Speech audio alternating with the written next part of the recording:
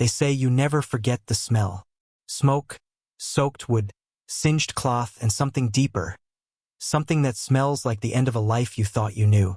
That smell clung to my coat as I stood barefoot on the edge of what used to be our porch, ash swirling around me like confetti from hell. We lost everything in the fire. Not just the house. Not just the furniture or photos or the letters I stupidly kept in that old tin box under the bed. We lost the illusion of who we were. Because when the walls came down, so did every secret we thought was buried deep enough to rot quietly in peace.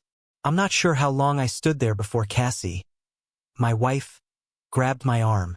Her fingers trembled as she whispered, "We need to go. The kids are watching." They were Ella, 16, trying to look strong with soot streaked across her cheeks like war paint. Jonah, 12, silent and blinking too fast. They'd never seen their mother cry before. They had now.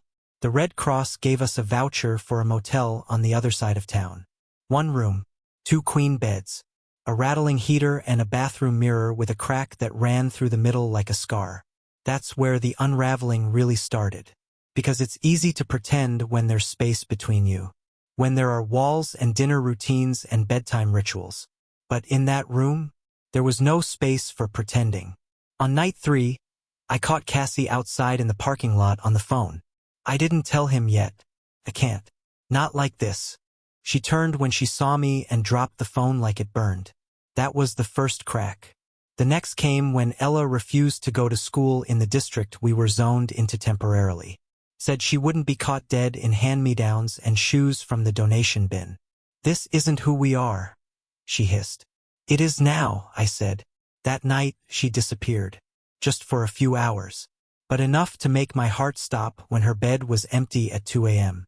We found her at the old house, sitting in the middle of the blackened foundation like she thought she could magic it all back.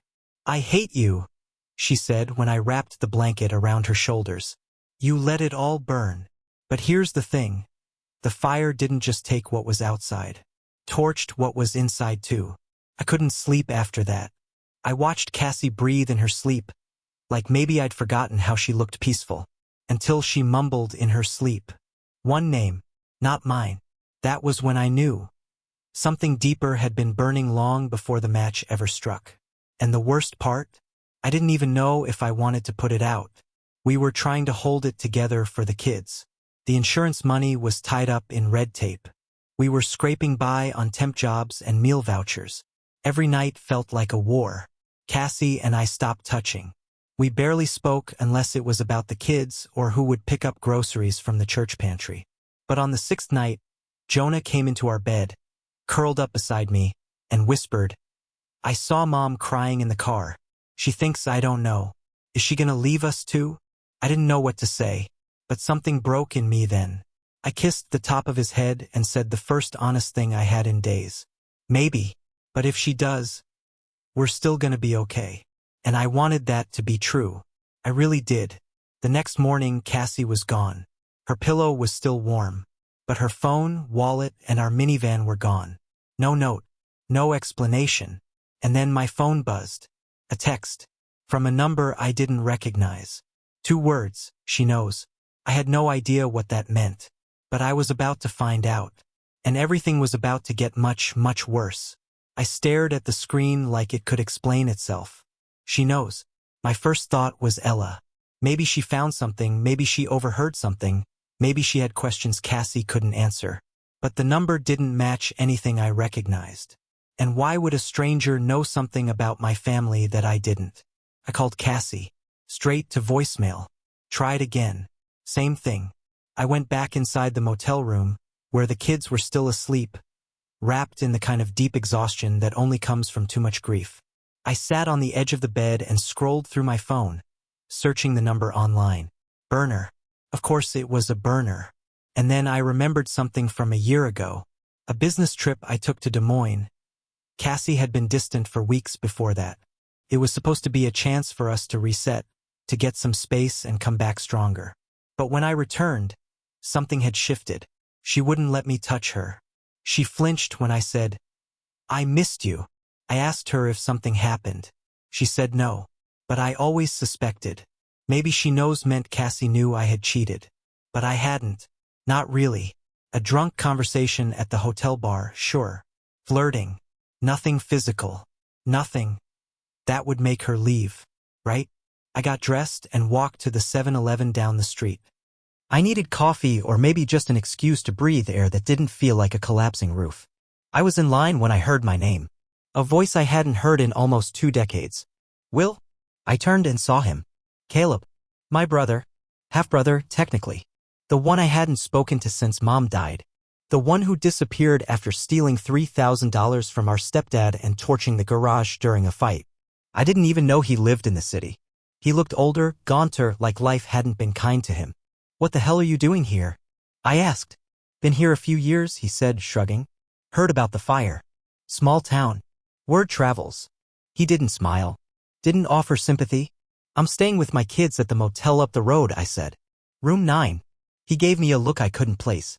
Cassie still with you? I hesitated. She left this morning. Caleb's face changed, tightened. You should check the bank account. Why? I asked, suddenly cold. Because you might not be the only one who's been keeping secrets. I dropped the coffee. Didn't even bother cleaning it up. I ran all the way back to the motel. Ella was awake now, scrolling on her phone with earbuds in. Jonah was still snoring. I logged into her joint account. And my stomach flipped.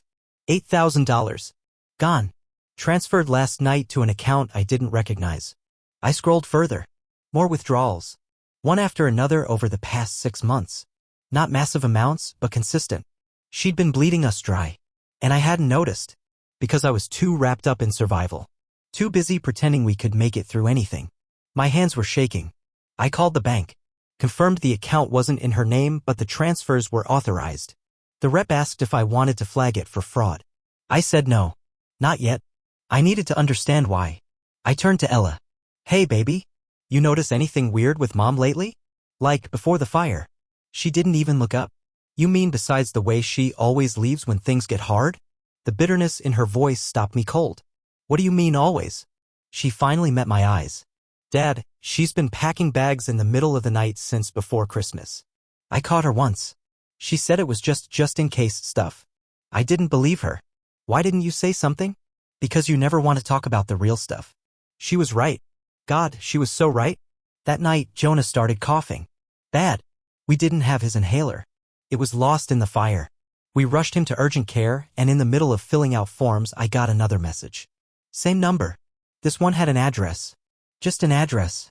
No explanation. Just coordinates. And a caption underneath, want to know the truth? Come alone.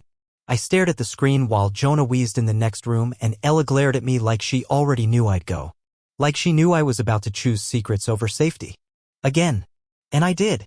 I left them there. I left my kids in that clinic and drove straight into the darkness. To find out what my wife was running from. Or who she was running to. The address led me to a house I didn't recognize, tucked behind a line of cypress trees like it was trying to hide. Gravel crunched under my tires as I pulled in. The place was small, worn down, like someone had stopped caring about it halfway through trying to make it home. Porch light flickering. One window cracked. The kind of place you'd miss if you weren't looking for it. But I wasn't just looking. I was hunting. I killed the engine and sat there for a moment, thinking about the kids. About Jonah's rattling breath. About Ella's cold stare. About what I was walking into. But I got out anyway.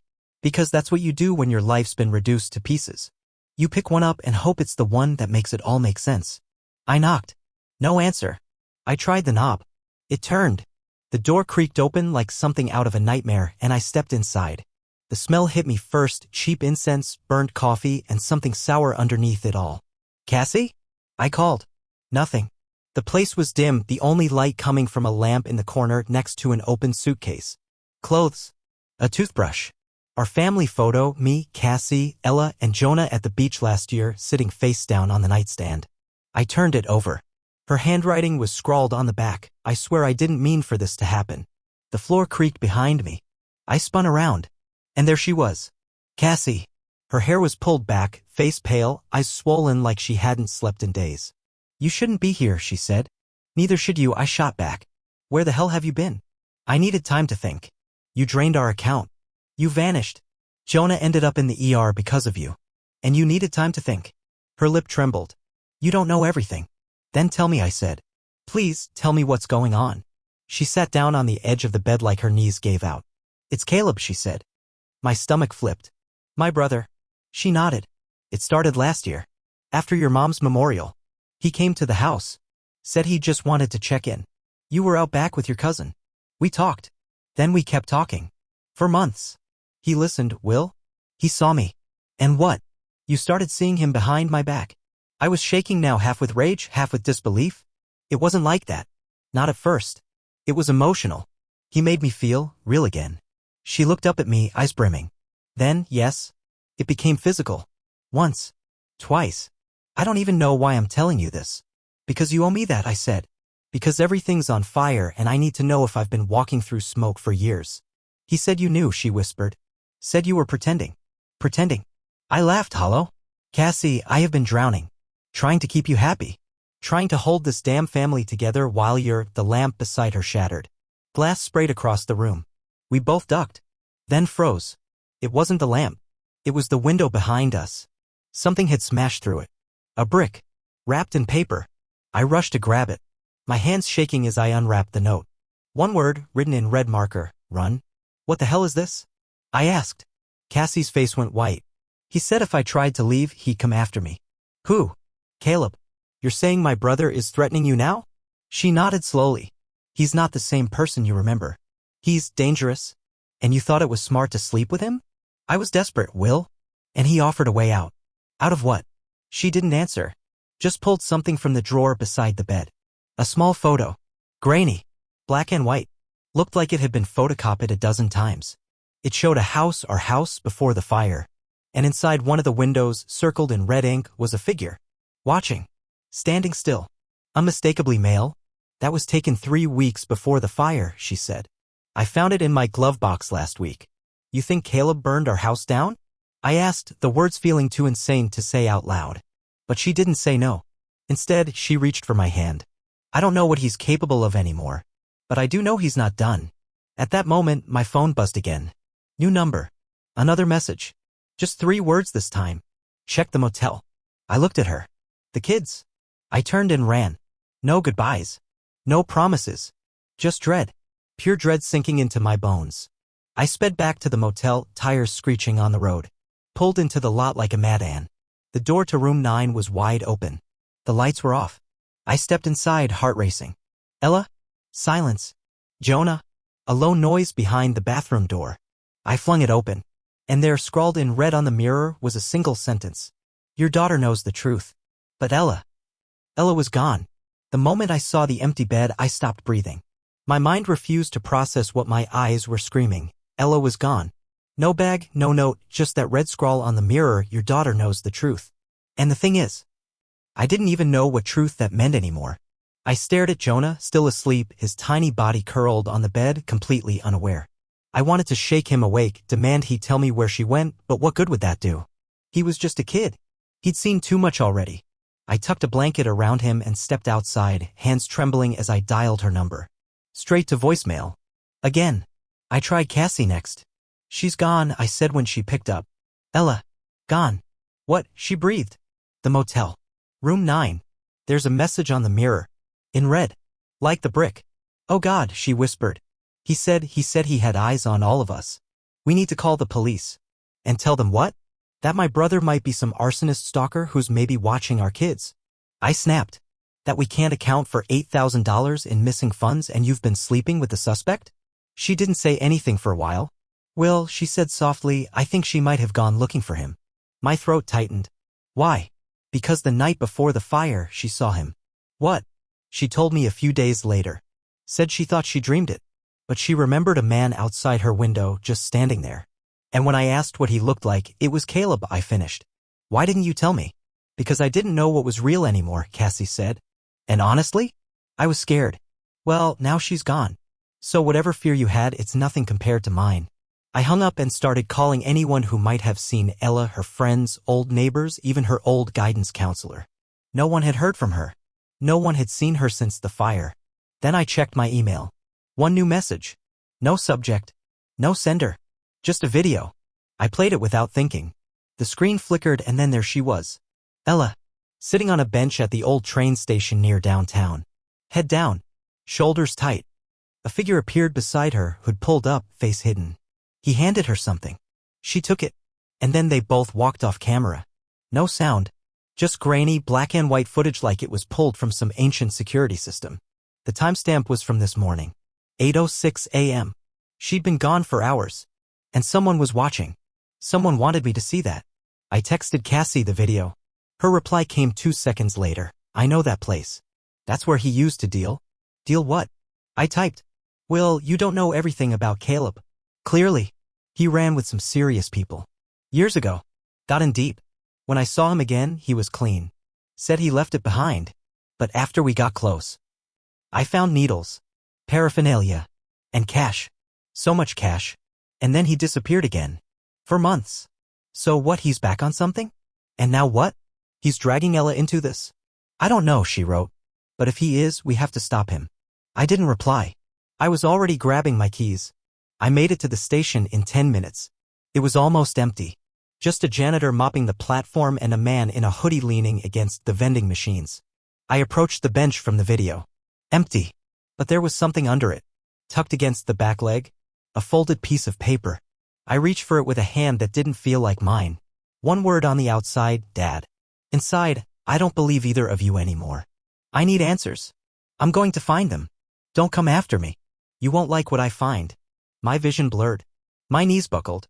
The janitor came over, asked if I was okay. I just nodded. Because how do you explain to a stranger that your daughter has walked into the arms of your estranged, possibly violent brother, and she might not be coming back? I drove around for hours after that. Every alley, every underpass, every corner Caleb might have haunted when he was high. I asked questions, showed photos. Nothing. And then, just after sunset, I got another message. No words. Just a photo. Ella. Crying. A bruise on her cheek. Behind her, a cracked mirror and a familiar sink. I zoomed in. My gut dropped. That was the bathroom from our old house. The one that burned. But the mirror, it wasn't broken when I left. Which means someone's been back. Someone's been inside. I drove there like a man possessed. The house was cordoned off, ashes still blackening the air. I ducked the tape and pushed inside. Rubble and debris everywhere. But in the bathroom, the mirror had a new crack. Fresh. And on the wall, written again in red marker, one of your kids isn't yours. My heart stopped. And I knew in that moment this wasn't just about fire or betrayal. This was about everything. About the night Cassie came home smelling like smoke long before the house ever burned. About the way Jonah never seemed to have my eyes. About why Caleb had disappeared, reappeared, and now held my daughter in the past like a hostage. My family wasn't just broken. It had never been whole. And now, I had no idea which lie to chase first. I sat in the wreckage of the bathroom for a long time, staring at the red words on the wall like they might rearrange themselves into something less soul-shattering. One of your kids isn't yours. That kind of thing doesn't just land, it detonates. I didn't cry. I didn't scream. I just sat there, surrounded by ash, wondering how much of my life had been built on something that was never real. Was it Jonah? Was that why he never really looked like me, why he clung to Cassie even as a baby but always hesitated with me, like he sensed it? Or was it Ella? God, please, not Ella. The one I walked with every Saturday morning when she was 6. The one I taught to ride a bike, held when she sobbed through her first heartbreak. But what scared me more than the answer was who knew. Caleb clearly did. Which meant Cassie had told him. Or worse, he guessed. Because maybe, just maybe, he wasn't just my brother. Maybe he was something else. Something more. Or something I never even considered. And maybe that was why she kept running. I drove back to the motel in silence, half expecting it to be empty. But Jonah was still there, asleep on the bed, arm flung over the side like nothing in his world had cracked in half yet. I crawled in beside him, held him, whispered nothing that made sense. I don't know how long I lay there before my phone buzzed again. Another video. This time it was darker, blurrier, like it was filmed through a crack in a door. I hit play. Ella, sitting on a mattress on the floor, crying silently. A shadow passed behind her. A voice, muffled, low, but unmistakably Caleb's, said, "It's almost time." And then the screen went black. I stared at the message attached, "If you want her back, come to the place where your lies started. Alone. Tomorrow. 9 a.m. I knew what that meant. The river cabin. My dad's place. Where Caleb and I spent every summer before everything went to hell. Where Cassie and I went once, just once, when things were good, before Jonah was born. And where, now, everything would unravel. I barely slept that night. I couldn't. I kept replaying everything. Cassie's distance, Caleb's disappearance, Ella's last words to me, and that goddamn sentence on the wall. At 6 a.m. I wrote Cassie a message. I'm going to the cabin. He is Ella. Keep Jonah safe. No reply. I didn't expect one. The drive took 2 hours. Long, silent, winding. When I pulled up to the cabin, it looked almost untouched by time. Same crooked porch swing. Same broken shutter flapping in the wind. But there was something different too. Something heavier. I walked to the front door and pushed it open. The air inside was stale, but there was light from the back window. I stepped in slowly. No sound. No sign of life. Then a voice from behind me, "You made it." I turned. Caleb stood there, holding a cigarette, looking like a ghost I'd forgotten to bury. "Where is she?" I demanded. "Upstairs. She's fine. For now. What do you want?" "Answers," he said. "Same as you. You kidnapped my daughter." "Our daughter," he said calmly. The world tilted. "What did you say?" He stepped closer. "You heard me. She's mine." "You're lying." "Am I?" he said, pulling out a folder. He handed it to me. I opened it. Paternity test. Dated 2 months ago. Taken without my knowledge. Caleb's DNA. Ella's. Positive match. I felt something snap inside me. "Why would you do this?" I whispered. "Because she deserves to know the truth," he said. "Because you build a life on lies and she deserves better." "You think this helps her?" I shouted. "Dragging her into this? Into you?" "Better than leaving her in a burning house," he shot back. "You think I didn't see what was coming? You think I didn't try to warn her? Cassie never stopped lying. She used both of us. And now it's time we deal with the fallout." "Where is she?" I said again, shaking now. "Upstairs," he said. "But first, you need to make a choice." "What choice?" "You walk away," he said. "Let me take her. Let her start over with the truth. Or you take her back, knowing everything, and live with the fact that she'll never trust you again." "She's my daughter," I said. "She's our daughter," he corrected. I stepped past him, ran up the stairs. She was there. On the bed. Eyes red, cheeks stained with tears. "Dad," she whispered. I reached for her, but she pulled back. "Is it true?" she asked. "Am I his?" I couldn't speak. I nodded. Slowly. She looked away. "I wish you'd told me," she said. "Before all this." "I didn't know," I said. "Until now." "You chose not to see it," she replied. "Just like you chose not to see Mom. Or Caleb. Or anything." "I chose to believe in this family," I said. Even when it was falling apart. She didn't answer. Just stood up. And then she said something that knocked the air out of me. "I'm going with him. Just for a while. Ella, I need to know who I am. And right now? That means figuring out who he is." I reached for her. She pulled away. And then she was gone. Just like her mother. Just like my brother once was. I stood there in the silence of the cabin, surrounded by dust, secrets, and the echoes of a family I thought I knew. And then I heard the car outside. I ran to the window. Caleb's truck. Pulling out of the driveway. Ella in the passenger seat. And behind them, on the back bumper, spray-painted in red, "One more truth left." 3 days passed. No calls. No texts. Just silence. The kind that hums in your ears when the world moves on and leaves you behind. I didn't go back to the motel. I stayed in the cabin. Couldn't bear to look Jonah in the eyes until I knew for sure. Until I had the last truth. One more truth left. The words haunted me. I replayed them every time I closed my eyes. Because what truth could possibly be worse than the ones I already knew? That my daughter wasn't mine. That my brother was her biological father.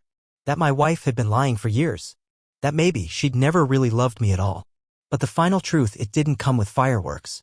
It came in the form of a flash drive slipped under the cabin door sometime during the night. No note. Just the weight of something small that could shatter what was left of my sanity. I plugged it into my laptop. There were only 2 files. One audio. One video. I clicked the audio first. It was Cassie's voice. Recorded. Not recent. At least a year old. She was crying. Whispering. If something happens, if the house burns, if I disappear, it wasn't an accident. I never wanted this. I never wanted to lie. But he wouldn't survive knowing the truth. My breath caught. It started after Ella was born, she went on. I tried to end it, but Caleb kept coming back. Said I owed him. That if I didn't keep the secret, he'd ruin us. And then he told me something I couldn't ignore. He said he wasn't the only one I should be worried about. She paused, her voice breaking. He said we'll had secrets too. And that if I kept pushing, I'd find out things about my husband I never wanted to know. The recording stopped. My hands were ice. What the hell did that mean? What secrets? I opened the video file. It was dark, grainy. Looked like it was filmed on an old security cam. A room I didn't recognize, bare walls, single overhead bulb. And then, me. 10 years younger. Standing with Caleb. Arguing. Loud. Aggressive. I'm telling you, stay away from her. I shouted. She's not yours and this is over. Caleb lunged at me. I shoved him back, hard. He hit the wall. Collapsed. I stood over him, fists clenched. If you ever come near her again, I swear to God, I'll finish what I started at the river. The screen flickered. Cut to black. My blood turned to ice. I had no memory of that. None. But I believed it. I knew my voice. I knew my anger. I knew the place in me that could go dark and stay there. Had I threatened to kill my own brother? Worse, had I tried? That was the last truth. It wasn't just them. Cassie. Caleb. The affair. The money. The lies. It was me. I'd been part of the rot all along. I hadn't protected my family. I'd poisoned it from the inside. The next morning, I turned myself in. Told the police about the kidnapping. The threats. The brick. The photo. The old footage. They found the cabin 2 counties over. Caleb and Ella were gone. The officer asked if I had any idea where they might go. I did. The river. Not the cabin, the riverbank. The place where, when we were kids, we used to hide under the bridge during storms. They checked it. Found ashes from a campfire. A crumpled photo of Ella as a baby. And a note. Written in her hand. You can't love someone if you don't know them. Maybe one day, when I know myself, I'll come back. But for now, I need to disappear. Don't follow me. That was 6 months ago. Cassie filed for divorce. She has custody of Jonah. I get weekends. And therapy. God, so much therapy. Some nights I walk to the burned remains of our house. Sit in the rubble. Stare at the empty frame of what used to be our kitchen window. I don't know if Ella will come back. I don't know if she should. But I know this truth isn't what saves us. It's what we do after the truth that matters. And for the first time in my life, I'm ready to start over. Not to rebuild what we had, but to finally build something real. Even if I have to do it alone.